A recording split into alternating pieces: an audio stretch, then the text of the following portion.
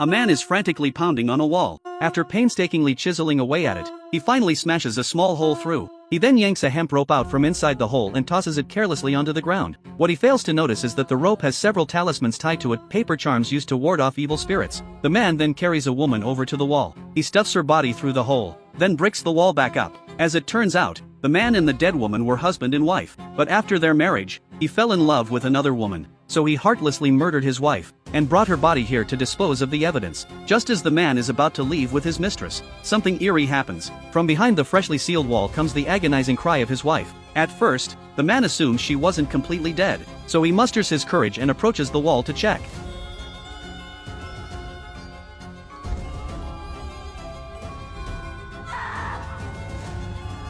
The scene shifts. Lisa and her family are bringing her mother-in-law, who suffers from memory loss, back to the old family home. On the surface, Lisa wants her mother-in-law to recuperate in familiar surroundings, but in reality, she's hiding a secret she can't bring herself to share. You see, Lisa once had an adorable little son, but during a family outing one day, Lisa had an urgent work matter to deal with, so she had no choice but to leave her child temporarily in her mother-in-law's care. When Lisa came back after handling her work, her son had vanished without a trace. All that remained was her dazed mother-in-law, sitting alone in a chair. From that moment on, Lisa searched for her son day and night, but no matter how hard she tried, the child seemed to have vanished into thin air, not a single lead. With no other options, Lisa pinned her hopes on her mother-in-law. After all, she was the only one who witnessed the entire disappearance firsthand. To help her mother-in-law recover her memory, Lisa deliberately brought her back to the old family home, hoping the familiar environment might help cure her condition. The first few days in the countryside were uneventful. That is, until Lisa happened to run into a young sister and brother. After a brief conversation, Lisa learned that the two children had lost their pet dog and had come to ask for help. While Lisa was getting the details from the older sister, the younger brother suddenly called out his sister's name. He pointed down a narrow path, saying he could hear their pet barking from inside. The two children cautiously made their way through a stretch of woods, ignoring the no-entry warning on an iron gate up ahead. They finally reached the spot where the barking was coming from, and it turned out to be the very place where the man from the opening had hidden the body. Thinking the dog might be hiding inside the hole, the sister gathered her courage and peered in. In a fleeting glance, she caught a glimpse of a strange figure lurking in the corner. Just as she leaned in for a closer look, an arm suddenly shot out from the darkness and yanked her inside. Fortunately, whatever was in there didn't seem to want to hurt her. The girl quickly crawled back out unharmed and immediately told Lisa what had happened. Lisa rushed to the hole with her husband Jack. While Jack was carefully examining the inside, something nearby caught Lisa's attention. It was an ordinary-looking mirror. The only strange thing about it was that it was completely wrapped in tape. Faced with this puzzling sight, Lisa didn't think much of it. She simply peeled off the tape. Then, through the mirror's reflection, she unexpectedly spotted a little girl who had appeared in the woods at some point without anyone noticing. Driven by curiosity, Lisa couldn't help but walk up to the girl and ask why she was out here all alone. But the little girl seemed terrified of strangers. Her eyes stayed guarded, and her body kept shrinking back in fear. Just then, the children's screams erupted from the direction of the cave. Hearing the commotion, Lisa had no choice but to leave the little girl where she was and rush back to check. Over there, Jack had already climbed inside the cave and was standing frozen beside an iron door. A violent banging had suddenly come from behind it. It sounded like someone was trapped inside. Putting rescue first, Jack wrenched the iron door open.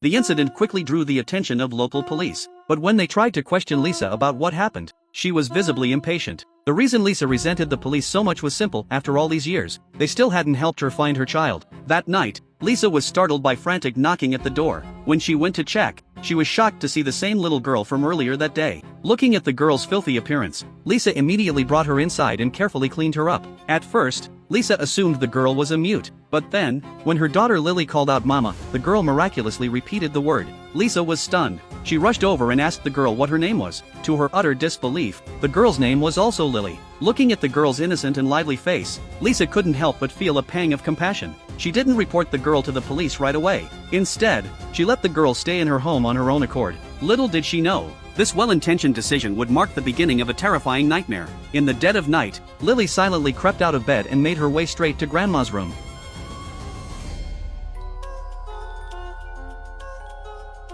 The eerie experience that night caused a dramatic change in the old woman's behavior. she began frequently hearing her dead brother calling her name in her ear. The voice seemed to come from deep inside her own mind. The tormented old woman could only clutch at her head in agony. The next day, while tidying up the house, Lisa discovered the entire room had been trashed. What's more, both Lily and her mother-in-law had vanished. Lisa eventually found Lily hiding inside the bedroom wardrobe. Before she could even ask what had happened, her mother-in-law suddenly appeared as if possessed, viciously lunging at her with a knife. Terrified by this sudden attack, Lisa grabbed Lily and fled to the storeroom. Thanks to the heavy door's protection, Lisa and Lily narrowly escaped with their lives. Later, Lisa found Lily inside an iron cage in the storeroom. The girl was curled up in the corner, trembling, clutching a shard of glass in her shaking hands, pointing it at Lisa as if facing an enemy. Seeing Lily's terrified state, guilt crashed over Lisa like a tidal wave. Ignoring the sharp glass in the girl's hand, she slowly approached her, then pulled her into a tight embrace. Perhaps it was only in that moment that all of Lily's defenses finally melted away, but the horror was far from over. That night, the old woman once again heard that demonic calling. This time, however, the voice wasn't coming from inside her head, it was coming from the tape-covered mirror beside her. In truth, the old woman had sealed that mirror long ago, but that afternoon, Jack had wandered into her room. When he noticed the taped-up mirror, he didn't understand its purpose and casually peeled away a small section. At first, the old woman fought against the voice in the mirror with sheer willpower, but as the temptation grew stronger and stronger, her mental defenses finally collapsed completely. Guided by the voice, she lost control of herself and walked out the door, then stumbled her way into that terrifying cave. It wasn't until the next morning that Lisa and Jack realized the old woman was missing. Despite launching an immediate search, they couldn't find any trace of her. After searching for a while longer, Jack suddenly had a realization. He was drawn involuntarily toward the mirror. The moment he crouched down, several drops of yellow liquid seeped out from inside the mirror. Seeing this, Jack ripped off all the remaining tape.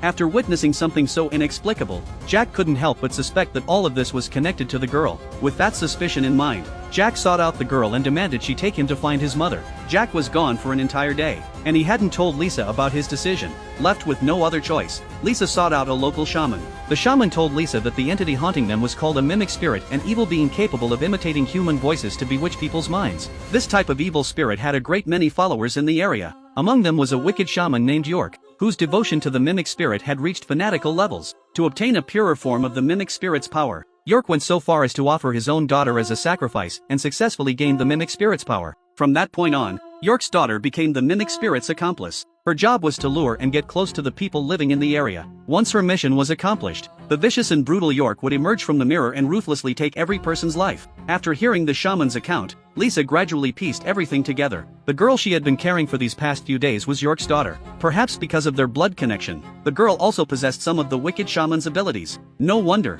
when the girl first came to her house, she had mimicked her daughter's voice and called her mama. The shaman then told Lisa that York, despite all his evil deeds, had actually been sealed away for a period of time. But when that wife-murdering man broke into the cave, the seal was completely shattered, and York was released once again. Furthermore, because Lisa had kindly taken the girl into her home, the next target of attack would most likely be Lisa's closest family members. Lisa trembled with fear at these words, because right now, her daughter was home all alone. Without a moment's hesitation, she bolted toward home as fast as she could. Meanwhile, the horror was already unfolding on Lily's end. She was suddenly awakened from a deep sleep by a voice. It sounded just like her mother calling her name. Completely unsuspecting, she followed the voice downstairs and stopped in front of the bathroom door where the sound was coming from.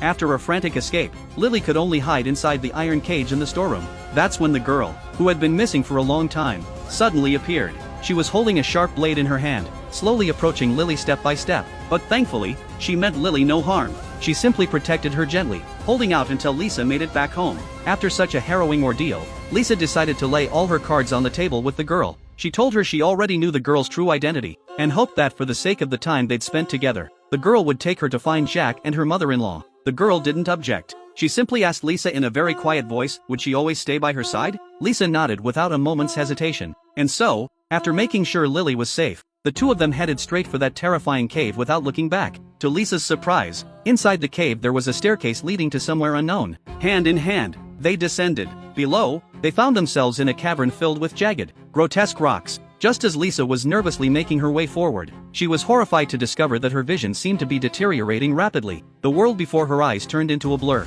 Lisa knew exactly what was happening. The mimic spirit was casting its dark power on her, but she felt no fear. She forced herself to stay upright and scanned her surroundings. Suddenly, a familiar voice echoed from a corner. It was the voice of the son she had been longing for over 5 years. In that instant, Lisa completely lost control of her emotions and began screaming toward the sound. But as her voice rang out, the corner fell eerily silent.